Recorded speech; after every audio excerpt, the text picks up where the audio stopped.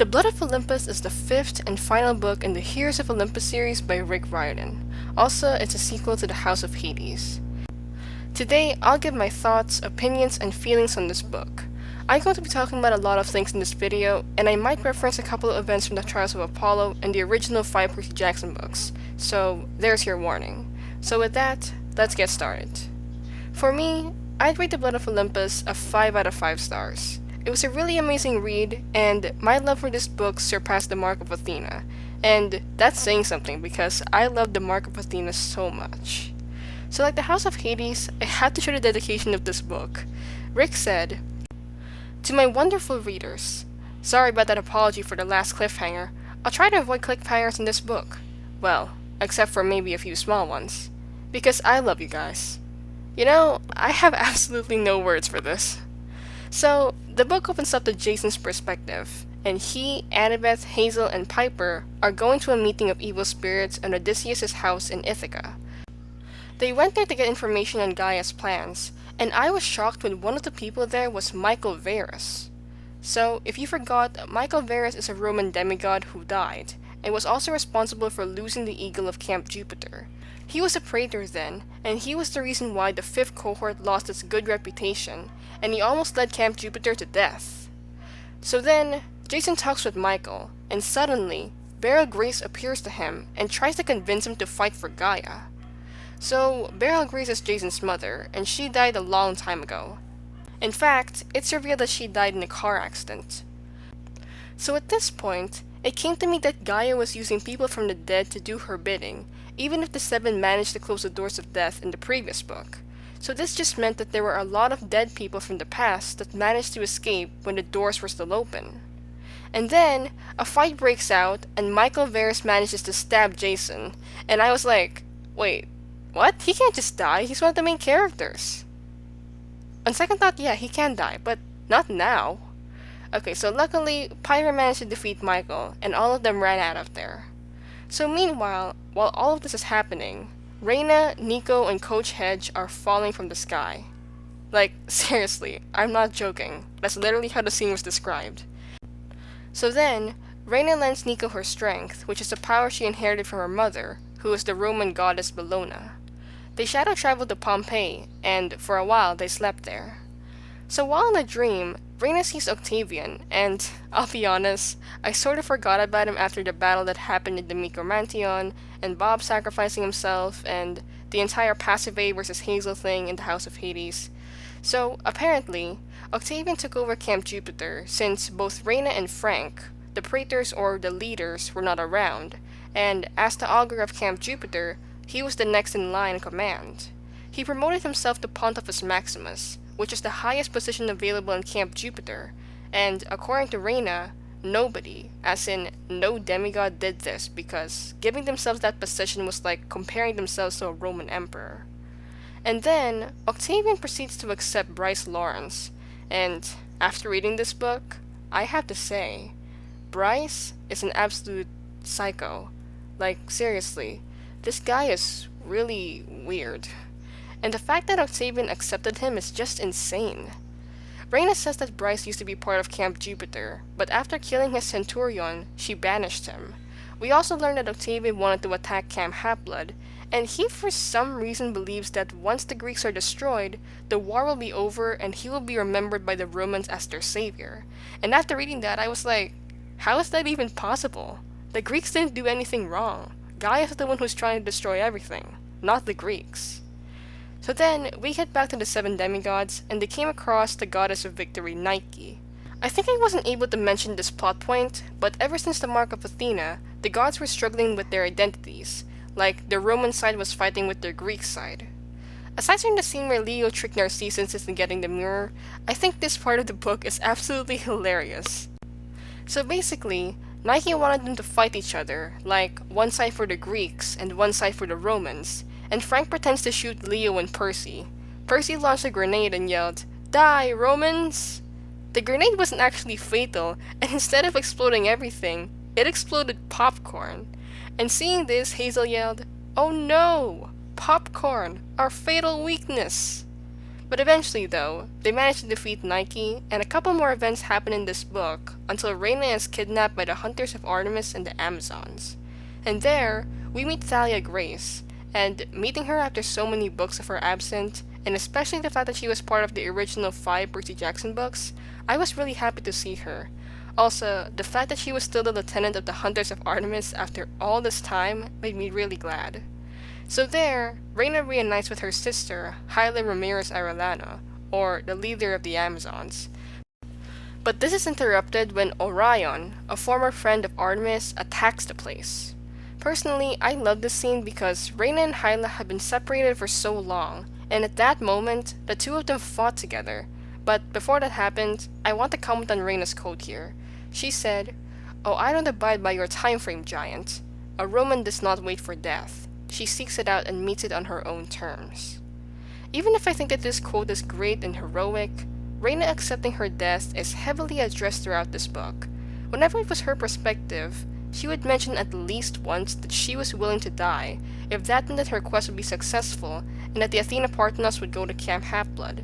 I mean, it's good enough to accept your death, but the numerous times Reyna mentioned is just...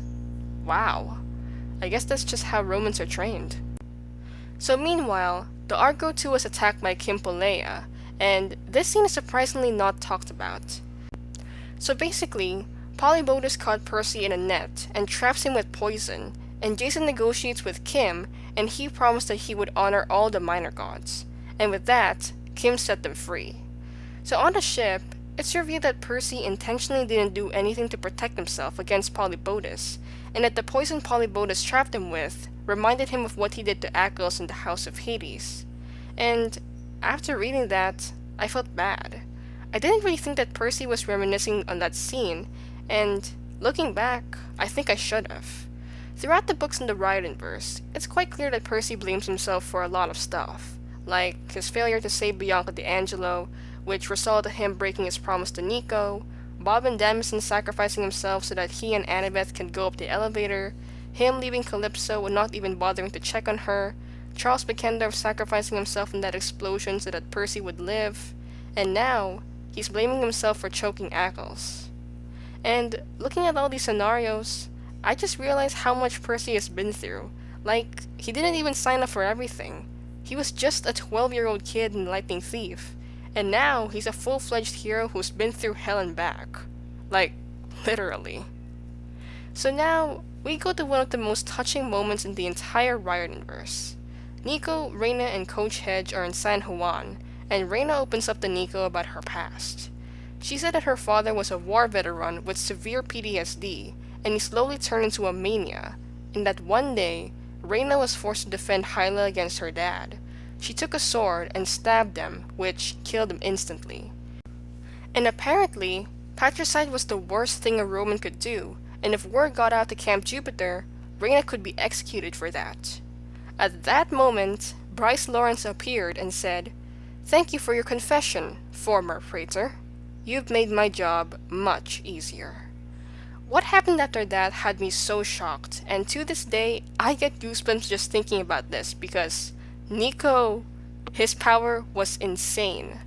So according to the book, Nico unleashed a flood of pain and anger on everyone in the clearing.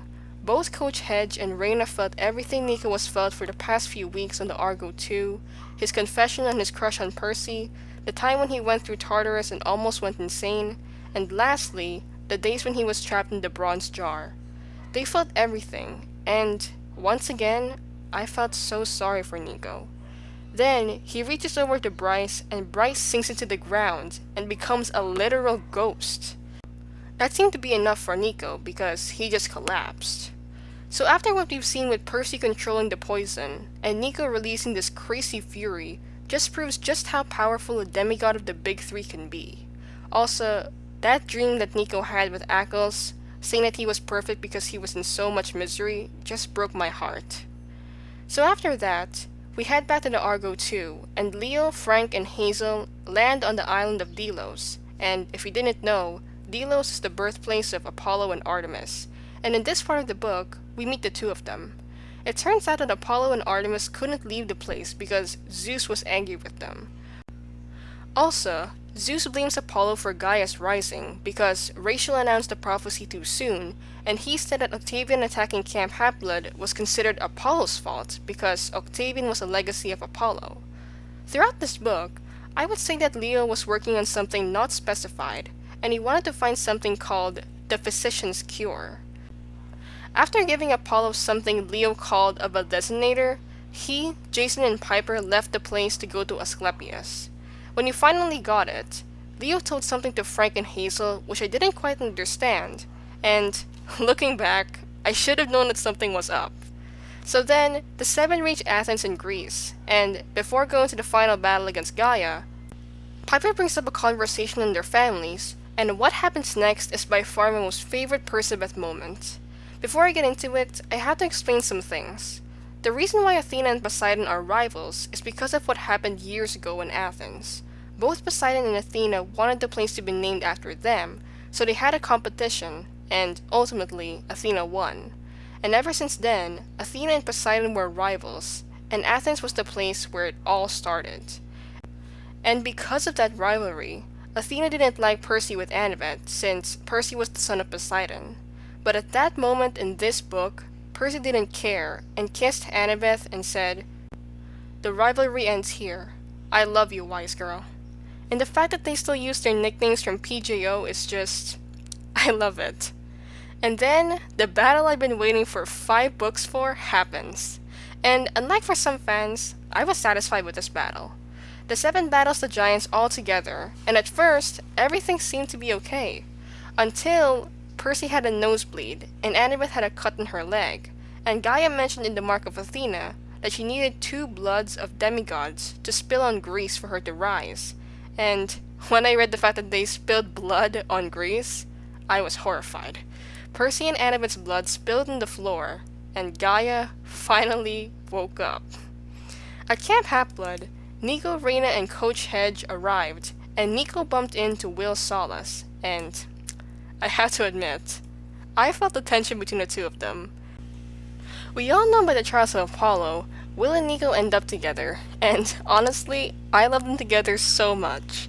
I mean, Nico deserves the happiness, and it actually surprised me because Nico is quite gloomy, and he pretty much never smiles, but Will is all sunny and optimistic. Also, the detail that Nico felt an electric current go down his spine when Will took his hand absolutely made my day because it was quite obvious that Nico liked Will. Eventually, Reyna managed to place the Athena Parthenos next to Thalia's tree, and at that moment, the gods' identity crisis ended. All 12 Olympians came down toward him and fought side by side with their kids. Percy with Poseidon, Athena with Annabeth, Leo with Hephaestus, Piper with Aphrodite, Ares with Frank, Jason with Zeus, and Hades wasn't there for Hazel, but Hecate was with her. When the battle ended, Zeus rounds in Apollo and says that Apollo would pay for the war. With that, Apollo vanished, and what happened to him will be revealed in the next series, The Trials of Apollo, where Apollo turns human and must go through a bunch of trials to gain his godhood back.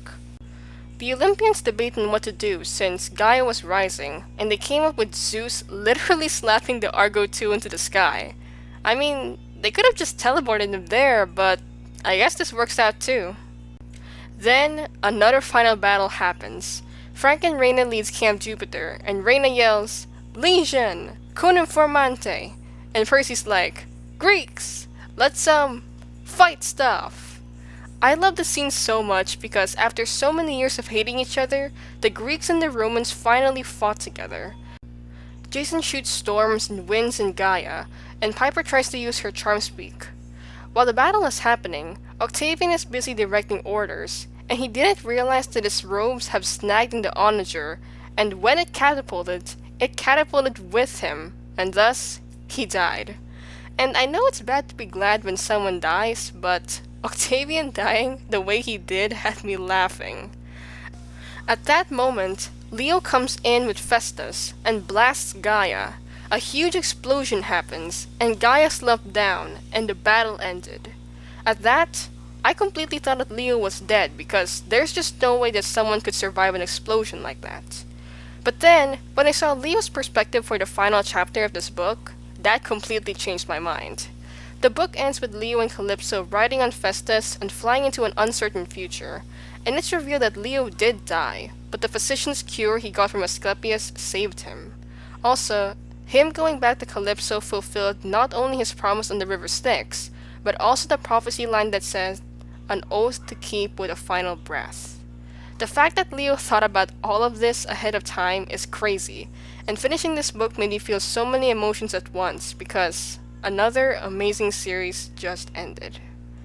So now, I'll be answering the question, what do I think of Leo defeating Gaia like that? Okay, so that scene is something fans have been talking about because they think that it was just so underwhelming and that it just took Leo to blast Gaia to defeat her. Well, defeating Gaia like that was just something I didn't really expect, and to be honest, I did feel a bit underwhelmed by that, and I honestly thought the gods would just continue fighting with their kids until Gaia was defeated. But overall, I still liked it, but I was expecting something a bit more, I guess. So, how about you? What do you think of Leo defeating Gaia like that? Let me know in the comments down below.